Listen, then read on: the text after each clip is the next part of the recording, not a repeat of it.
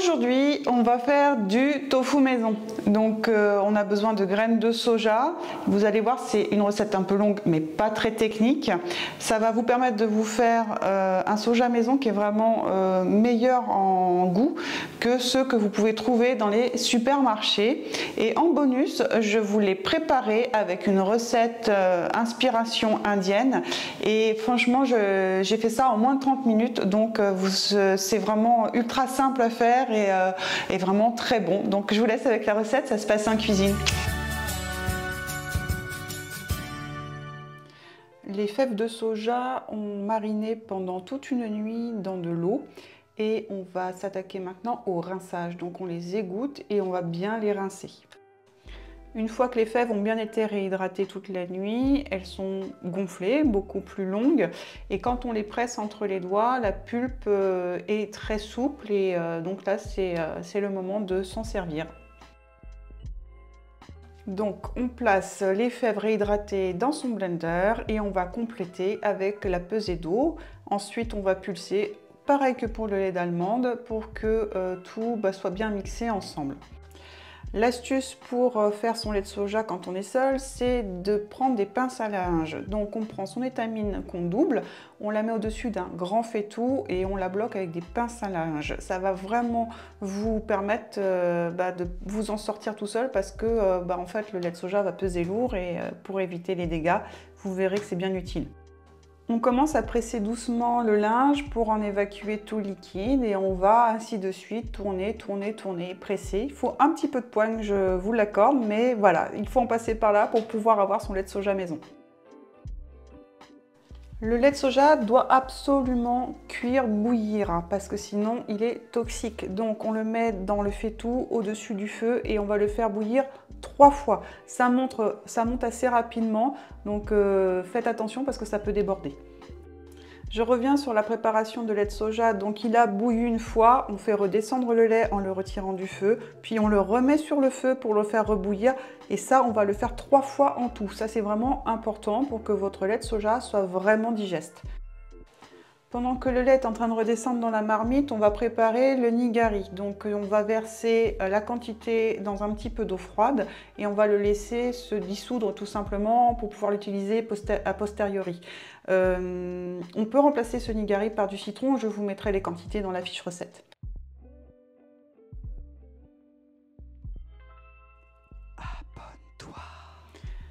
Au bout de 20-25 minutes, votre lait doit avoir bouilli 3 fois environ. Vous allez pouvoir ensuite le verser dans des récipients afin d'y verser le nigari et de faire cailler le lait. Il faut que votre température de lait soit au-dessus de 75 degrés, idéalement entre 80 et 85 degrés, sinon ça ne fonctionnera pas. Une peau va se former comme le lait de vache quand on le fait bouillir. Vous la retirez bien entendu et vous allez pouvoir verser votre préparation au nigari et ainsi faire cailler votre lait. Vous attendez entre 5 et 10 minutes et vous obtenez un caillé comme vous voyez sur la vidéo. À ce moment-là, vous pouvez mélanger très doucement comme on le ferait avec un vrai fromage qui a caillé pour éviter de casser les structures.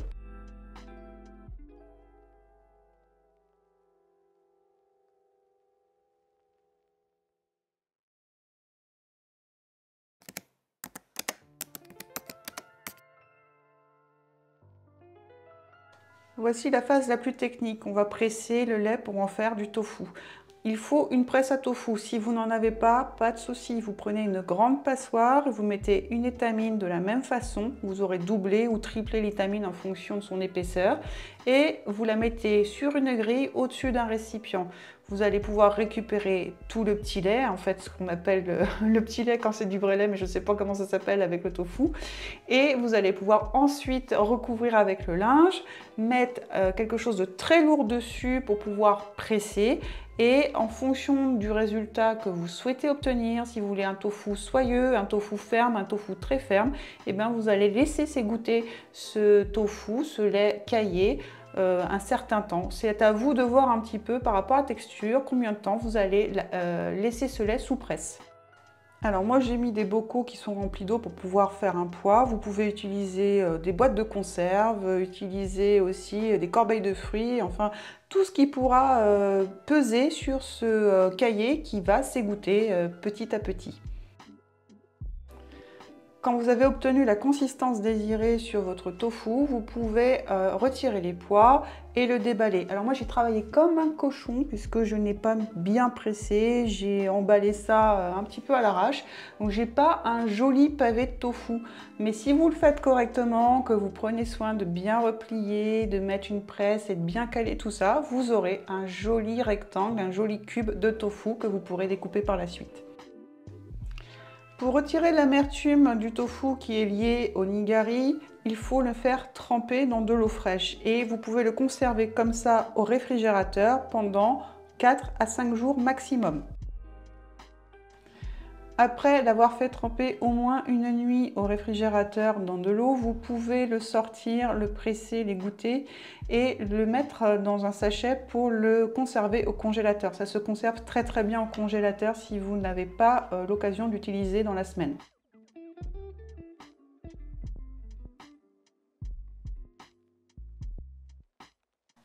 On passe à la recette bonus de tofu coco curry. Donc ce tofu, nous allons pouvoir l'égoutter.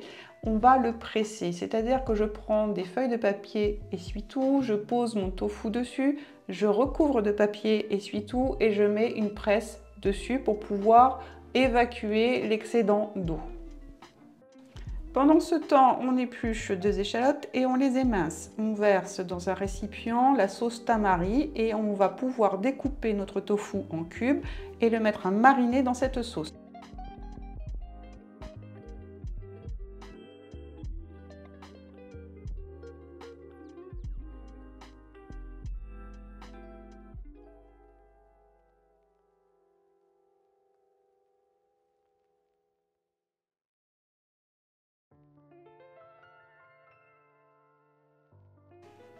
Alors, on attrape son meilleur mélange de champignons et on va préparer une casserole et une poêle. Dans la poêle, on va faire revenir les champignons dans un petit peu d'huile ou à sec, comme vous voulez. Il suffit en fait qu'ils ne brûlent pas, donc il faut être à feu moyen. C'est juste pour faire évacuer les sucs végétaux, enfin toute l'eau qu'il y a dans les champignons qui risquerait de détremper la sauce. Et dans la casserole, on va faire revenir les échalotes avec les épices.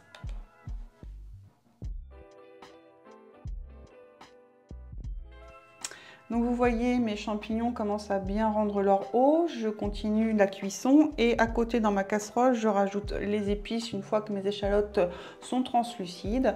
On ne lésine pas sur la quantité de curry puisque c'est une sauce au curry, donc on en met une bonne cuillerée à soupe et un petit peu de cumin. Et on va les faire un petit peu torréfier comme ça va très vite. Et après, on va verser la crème de coco pour décuire tout ça, pour stopper un petit peu la montée en température. Et on va continuer à cuire à petit bouillon. J'en profite pour vous indiquer qu'il y a un blog qui répertorie toutes les recettes et toutes les vidéos. Vous avez l'adresse de ce blog en barre d'infos, c'est totalement-food.fr. N'hésitez pas à y aller, vous aurez vraiment toutes les instructions et j'essaye d'être assez didactique sur les fiches recettes pour que ça soit facile pour vous après de reproduire.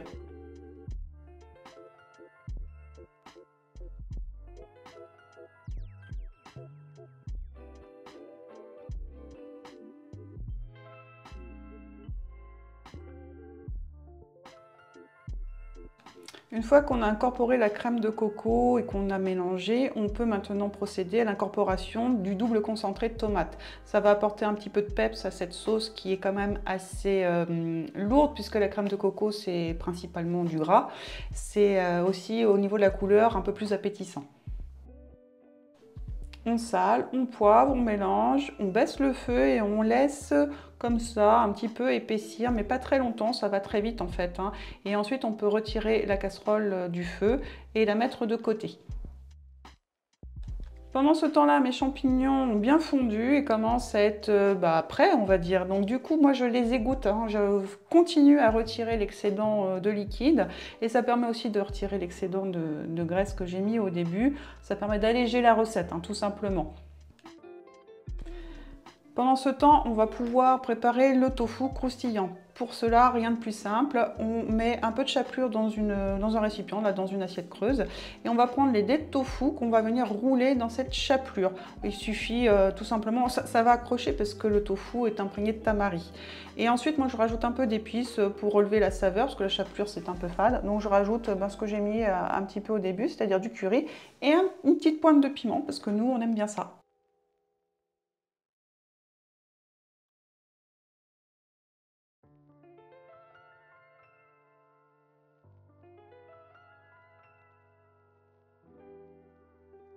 Je reprends la poêle où mes champignons ont cuit et je garde les sucs de cuisson, c'est très important. Je rajoute un tout petit peu d'huile pour que mon tofu puisse frire et je vais y mettre mes cubes de tofu. Alors attention au niveau de la puissance de votre feu, ça peut aller très vite avec la chapelure, donc on est sur un feu moyen fort.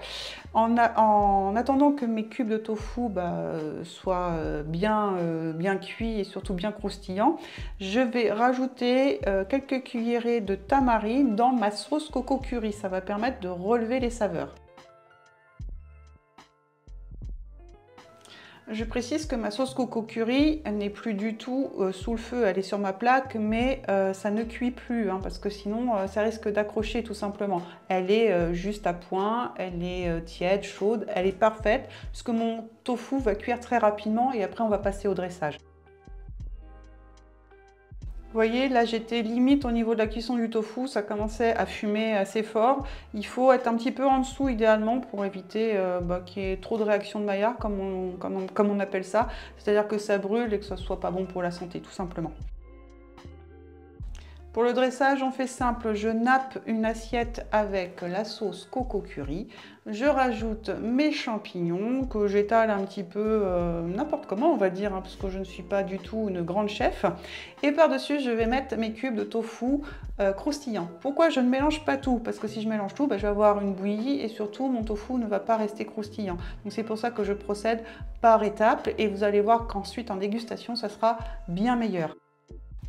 Pour qu'un tofu soit bon, il faut qu'une sauce soit bonne. Et je peux vous assurer que cette sauce est vraiment excellente pour peu qu'on aime les épices et les saveurs un peu indiennes. En tout cas, je vous souhaite une bonne dégustation. Moi, je me suis éclatée avec ce plat. Voilà, les recettes sont terminées. J'espère que vous pourrez les essayer, vous amuser en cuisine. Vous verrez que le tofu a un goût vraiment meilleur que celui que vous pouvez trouver en supermarché. Bien entendu, c'est plus économique de le faire soi-même. Vous pouvez tout à fait le congeler. Moi, je l'ai fait. La texture va changer un petit peu si vous le faites, mais ça ne va pas dénaturer la saveur. La préparation que j'ai faite avec ce tofu, vous pouvez la faire avec d'autres aliments, avec du poisson, du poulet, des crevettes. C'est vraiment quelque chose qui est excellent quand on aime les épices indiennes. En tout cas, j'espère que vous aurez aimé. Vous pouvez liker, commenter, me donner votre avis, partager et je vous dis à bientôt sur Totalement Food.